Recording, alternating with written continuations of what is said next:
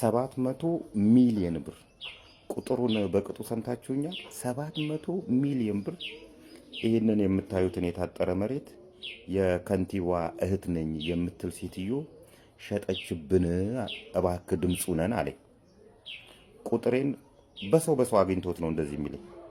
እኔ ድምፁ ነሃለሁ፣ ነገር ግን 700 ሚሊዮን ብር ስለመሸጡ ምንድን ነው ማስረጃ? ሁለት እቺ ሴትዮ 700 ሚሊዮን ብር ስትሸጠው ካርታና ፕላን በእጇ አለ፣ በስሟ የተሰራ ካርታና ፕላን ስለው ይሄንን ሁለት ማስረጃ አምጣልኝና ድምፅ ልሁን አልኩት። በዛው ቀረ።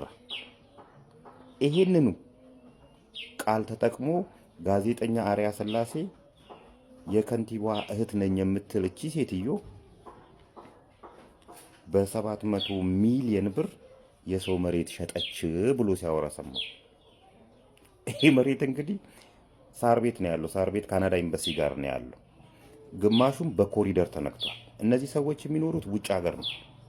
በኮሪደር በመነካቱ ምክንያት ሀገር ውስጥ ላለች እህታቸው 20 ሚሊዮን ብር ተስማምተው እንዲሰጣት ተደርጓል።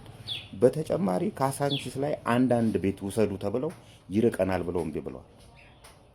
ይሄ በተደረገበት ሁኔታ ሸጠች የተባለችዋ ሴትዮ ተሸጠብን የሚሉት ሰዎች የከተማ አስተዳደሩ ጋዜጠኛ አርያ ስላሴ እና የክፍለ ከተማ ሰዎች በተገኙበት መች ነው እኔ የከንቲባዋ እህት ነኝ ያልኩትና 700 ሚሊዮን ብር መሬት የሸጥኩት ብላች ሴትዮ እንትጠይቃቸዋለች።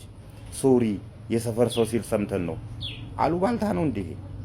ጋዜጠኛ አርያ ስላሴም አንድን ነገር እንደዚህ ብለህ ስም ከማጥፋት በፊት ማጣራት አለብህ። አንተ ኢንቨስቲጌተር ጋዜጠኛ ነህ። ብዙ ነገሮች ካንተ ተምረን። ስለዚህ የሁለት ሰዎችን ሚዛን ሳትጠብቅ ያንን ዘገባ ማውጣት ትክክል አልነበረም። በእርግጥ ይቅርታ ብለሃል። ይቅርታ ማለት ጥሩ ነው። ዩቲዩብ ላይ የጫንካቸውንም ነገሮች ማንሳት ይጠበቅብሃል። አንዳንድ ያልተረጋገጡ ወሬዎች ሰዎች የራሳቸውን ጥቅም ለማስጠበቅ ሲሉ ወደ ሶሻል ሚዲያ ይዘው የሚወጡትን ነገር ለሌላም ጊዜ እንድታጣራ ጠይቀሃለሁ አርያ ስላሴ።